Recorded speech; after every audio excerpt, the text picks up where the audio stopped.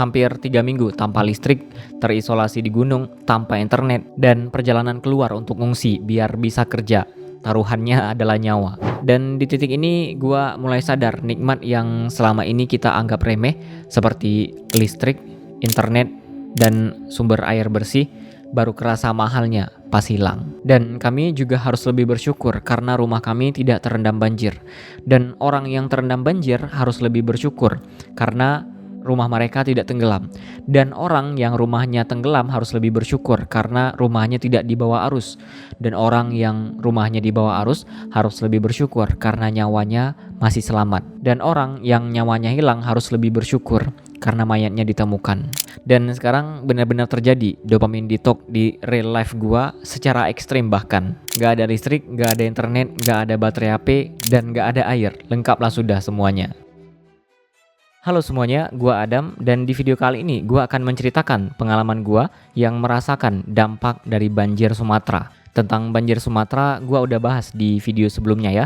Bagi kalian yang belum nonton part satunya silahkan tonton di sini ya. Oke, ini bukan setup gua biasanya ya. Seperti yang gua bilang di part 1, gua sekarang di Medan. Tapi untuk sampai di titik ini penuh sekali perjuangannya. Hampir 3 minggu tanpa listrik, terisolasi di gunung, tanpa internet, dan perjalanan keluar untuk ngungsi biar bisa kerja. Taruhannya adalah nyawa. Oke, langsung saja kita masuk ke cerita lengkapnya.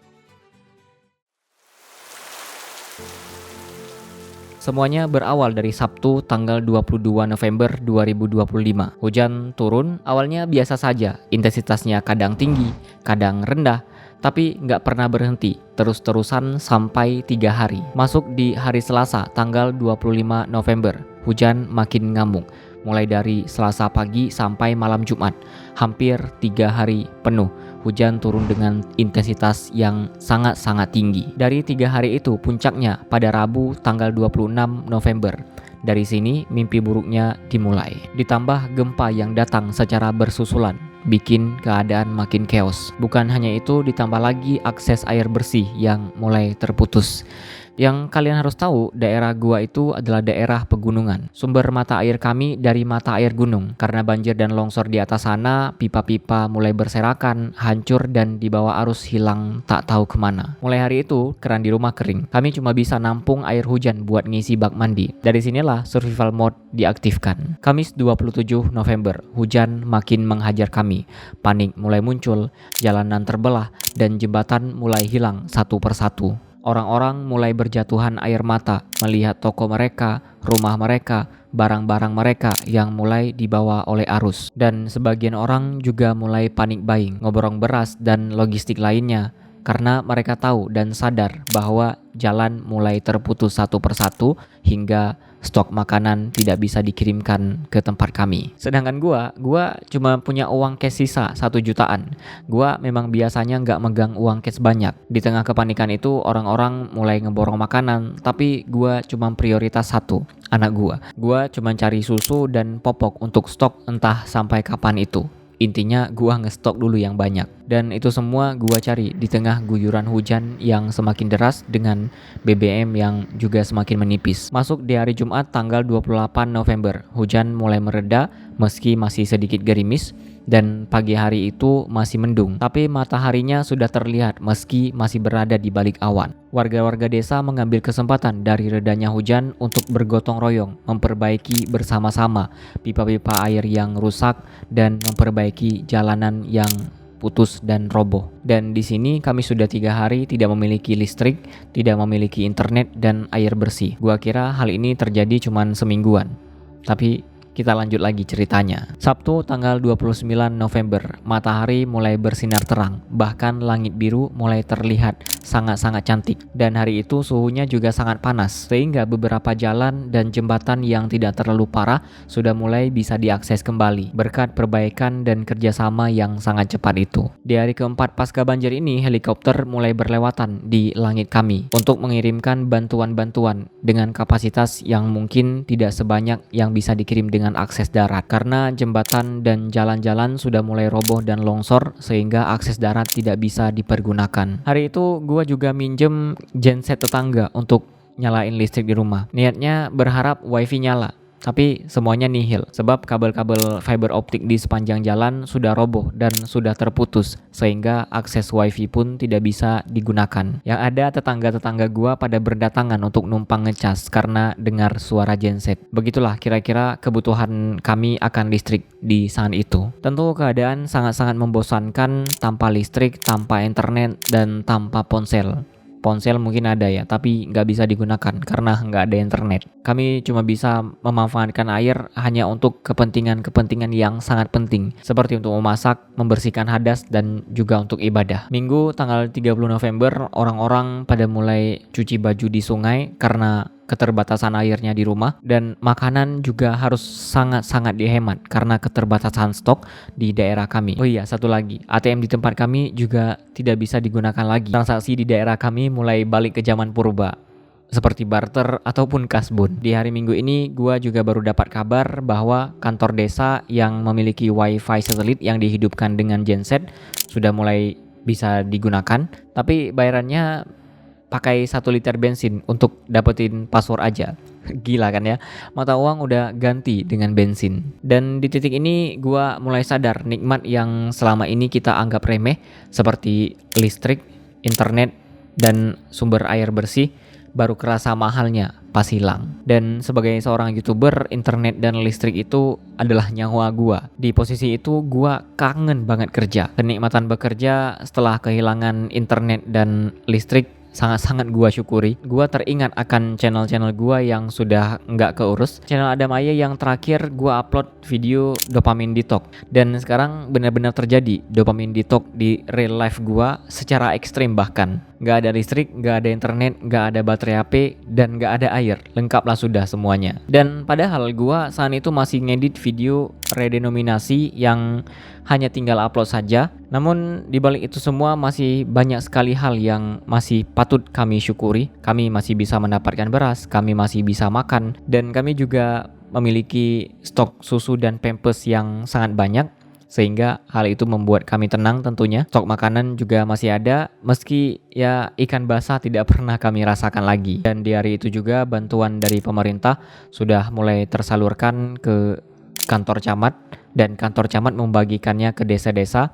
Setiap desa mendapatkan 2 karung beras 15 kilo dan 5 kilo minyak kalau tidak salah. Dan kebijakan desa kami di hari itu, mereka meminta kepada masyarakat yang tidak memiliki makanan sama sekali untuk memasak di kantor desa lalu dibawa pulang, karena mengingat keterbatasan bantuan beras yang didapatkan oleh desa. Tapi ya itulah mungkin upaya terbaik pemerintah saat itu. Tapi setidaknya kami tidak terkena banjir, kami tidak terkena longsor, rumah kami masih aman-aman saja, dan kami masih hidup sehat walafiat. Dan yang paling patut disyukuri adalah udara yang masih bisa kita hirup dengan normal ke dalam paru-paru. Dan sampai di hari itu gua masih belum tahu kalau bencana ini terdampak di 3 provinsi. Gua kira bencana ini cuman bencana lokal di daerah kami saja, dan beberapa daerah di luar daerah kami saat itu mereka sudah mulai mendapatkan listrik meski bergilir. Tapi mereka harus lebih bersyukur dari kami karena kami sama sekali tidak mendapatkan listrik. Dan kami juga harus lebih bersyukur karena rumah kami tidak terendam banjir. Dan orang yang terendam banjir harus lebih bersyukur karena rumah mereka tidak tenggelam. Dan orang yang rumahnya tenggelam harus lebih bersyukur karena rumahnya tidak dibawa arus. Dan orang yang rumahnya dibawa arus harus lebih bersyukur karena nyawanya masih selamat. Dan orang yang nyawanya hilang harus lebih bersyukur karena mayatnya ditemukan. Oke, kita lanjut ceritanya. Dan di hari Minggu itu juga gue baru dapat informasi bahwa BBM sudah mulai dijual kembali. Mungkin sisa-sisa stok di beberapa pom bensin kali ya. Tapi orang-orang dibatasin dan antriannya sangat-sangat panjang. Per motor dibatasin 2 liter per motor dan 5 liter untuk mobil.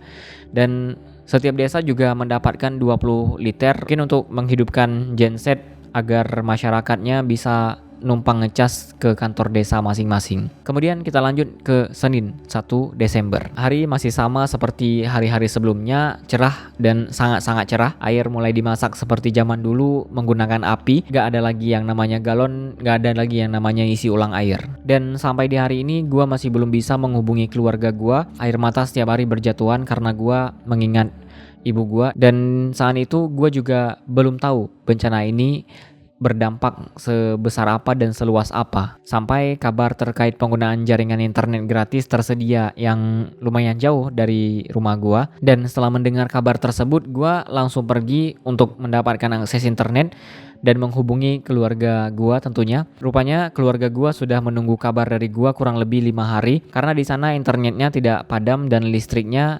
dihidupkan secara bergilir atau berganti-gantian, dan cuma daerah kami yang tidak memiliki akses internet dan listrik. Mungkin karena daerah pegunungan, jadi semua tiang listrik dan kabel fiber jadi ikutan longsor. Dan coba tebak apa yang bikin ini makin sempurna? Kaki gua cedera ankle karena gua main futsal di Senin sebelumnya. Jadi bayangin, tanpa listrik, gelap, tanpa internet, tanpa air bersih, banjir, hujan lebat, dan kaki gua pincang. Sekarang kita lanjut ke Selasa 2 Desember. Semuanya masih sama seperti hari-hari sebelumnya. Di pagi hari gua belajar dan gua masih punya stok video edukasi seperti belajar fundamental saham dari Om Benik. Video itu durasinya 3 jam, 2 jam lebih, dan gua sudah menyimpannya sangat-sangat lama. Kenapa gua masih belajar di keadaan seperti ini? Karena untuk mengatasi biar otak gua tuh nggak tumpul. Rabu 3 Desember, dopamin detox paksaan ini masih berlanjut. Sudah 8 hari lamanya. Bantuan beras dari pemerintah sudah mulai kembali turun ke desa. Tapi karena stok terbatas dan stok kali ini lebih banyak dari bantuan sebelumnya, jadi desa kami mengambil kebijakan untuk membagi per kakak. Ada juga desa lain yang mengambil kebijakan membaginya per jiwa, dan kami saat itu mendapat beras 8 ons. Bayangin, 8 ons untuk bertahan hidup sekeluarga. Tapi intinya kami masih bersyukur masih ada yang bisa dimakan, dan beras pemerintah saat itu yang datang sudah mulai rutin tiap hari. Dan mulai hari itu juga pemandangan mulai berubah. Bukan untuk sehat, tapi karena stok bensin yang sudah habis. Solusinya cuma 2, jalan kaki atau bagi yang punya sepeda naik sepeda dan ikut nebeng sama orang yang masih memiliki stok bensin. Rasanya kayak balik lagi ke masa lalu. Karena satu kecamatan mati lampu total, gak ada cahaya sama sekali, dan gua baru tahu bahwa cahaya bulan di malam hari itu sangat terang. Karena sebelum ini setiap purnama kita masih bisa merasakan yang namanya listrik, dan ini gelap total, cuma ada cahaya bulan purnama. Lanjut ke hari Kamis 4 Desember. Pagi itu mulai hujan dari jam 2 sampai jam 5 pagi. Trauma mulai kami rasakan kembali akan hujan deras dan lama. Namun kabar baiknya di pagi hari tersebut langit tetap cerah, dan di pagi itu juga air bersih mulai ngalir, meski hanya sedikit, tapi setidaknya ada. Setelah 8 hari kami tidak merasakan air bersih. Masuk tanggal 5 sampai 9 Desember semuanya masih sama seperti biasanya kecuali sumber air bersih, dan pada saat itu rumah-rumah mulai kehabisan gas dan semua orang mulai memasak menggunakan kayu bakar, termasuk gua sendiri. Nah, pada saat ini di tempat kami mata uang rupiah seperti sudah tidak ada harganya lagi karena sudah ada keberadaan mata uang baru yang namanya bensin. Bensin jadi segalanya untuk menghidupkan listrik melalui genset, dan keterbatasan stok bensin karena pengiriman yang tidak bisa dikirim ke daerah kami. Harganya ya gila-gilaan, mulai dari 70 bahkan ada 100.000 per liter ketika awal-awal stok bensin sangat-sangat langka. Kenapa mahal? Ya wajar sih, medan yang harus mereka lewati untuk membawa bensin tersebut sangat-sangat susah. Ditambah lagi di daerah pesisir yaitu Biren pada saat itu juga mengalami kelangkaan bensin karena akses jalan Banda Aceh Medan juga terputus di beberapa titik sehingga pengiriman bensin sempat tertunda beberapa hari. Lalu gimana soal internet? Ada beberapa titik yang memakai wifi satelit atau Starlink, tapi mereka menentukan waktu gratis penggunaan selama 15 menit, dan jika ingin menggunakannya lebih lama harus bayar dengan bensin. Lalu masuk ke tanggal 10 sampai 12 Desember, orang-orang yang ingin mengakses internet semakin ramai. Walaupun lu mau bayar tetap nggak bisa pakai sepuasnya. Yang bisa cuma chat melalui WA. Aku sehat, ibu apa kabar? Udah, begitu aja. Cuman melalui teks, gak bisa browsing, gak bisa kirim foto, apalagi upload video. Dan di titik itulah gua mulai mikir, gua gak bisa gini terus, channel gua mati suri, kerjaan makin numpuk, dan gua butuh internet stabil untuk menyambung hidup. Nunggu bantuan sinyal gak pasti. Akhirnya gua putuskan gua harus keluar dari situ dan menuju ke kota Medan. Tanggal 13 Desember, misi escape ke Medan dimulai. Pagi itu gua berangkat jam 9 naik motor. 10 km awal masih aman, tapi abis itu jalanan berubah jadi lumpur parah. Motor cuma bisa sampai sini. Sorry sebelumnya, footage gua agak burem ataupun goyang karena pada saat gua mindahin footage yang gua rekam melalui HP ke laptop, banyak yang hilang entah kemana. Jadi ya ini sisa-sisa file yang sempat gua kirim ke WA istri gua yang bisa gua pulihkan. Dan pada saat itu sampailah gua di titik terakhir yang bisa dilewatin motor. Dari sini gua harus jalan kaki kurang lebih 2 km bahkan lebih mungkin. Kondisinya ya seperti yang kalian bisa lihat di footage, tanah basah bekas longsor dan tepat di samping gua itu adalah jurang. Ngeri banget pokoknya. Kondisi gua saat itu, gua membawa 2 tas, 1 tas laptop dan alat-alat ngonten dan 1 tas lagi berupa pakaian. Dan demi keselamatan serta biar gua bisa rekam footage dan biar nggak kelelahan, gua putuskan saat itu untuk minta tolong abang-abang di situ untuk membawakan tas gua sejauh 2 km bahkan lebih itu. Demi keselamatan gua, dan biayanya 40.000. Mahal? Enggak lah, demi nyawa dan aset kerjaan gua tentunya ya. Dan perjalanan berlanjut, sepatu kiri gua nyangkut di lumpur yang dalam banget sehingga mau diambil susah, tenaga udah habis daripada ribet dan demi keselamatan juga akhirnya gua putuskan untuk ditinggalkan saja.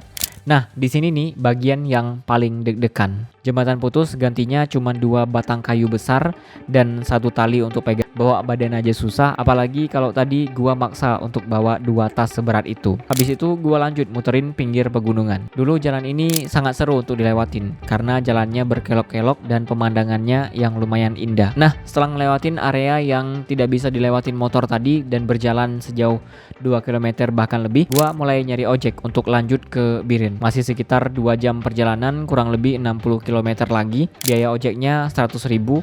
Tapi ya worth it lah dengan medan kayak gini dan masih harus ngelewatin lumpur serta ngelewatin sungai juga. Dan beginilah kondisi gua dengan hilangnya 1 sepatu.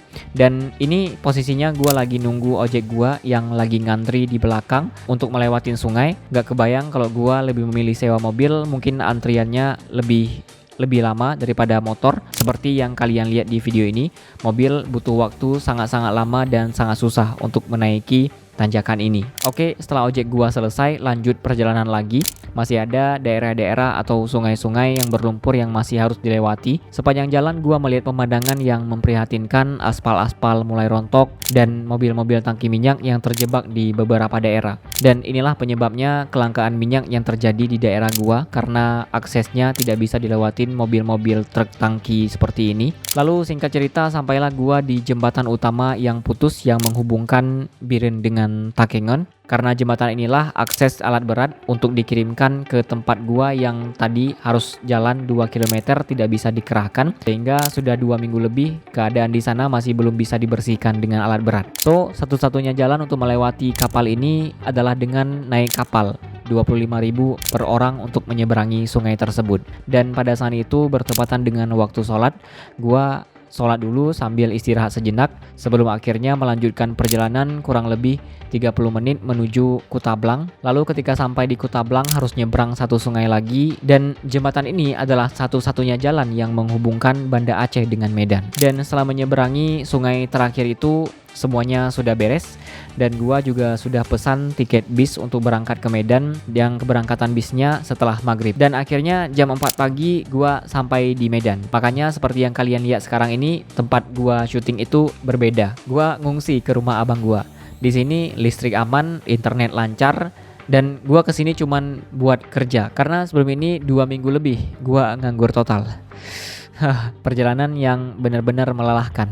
Dan itulah cerita pengalaman gua sebagai orang yang terdampak banjir Sumatera. Semoga video ini menghibur dan bermanfaat. Jangan lupa untuk klik tombol like dan subscribe biar gua terus semangat untuk membuat konten-konten yang bermanfaat lainnya. Dan sampai di sini saja. See you guys in the next video. Jangan lupa subscribe.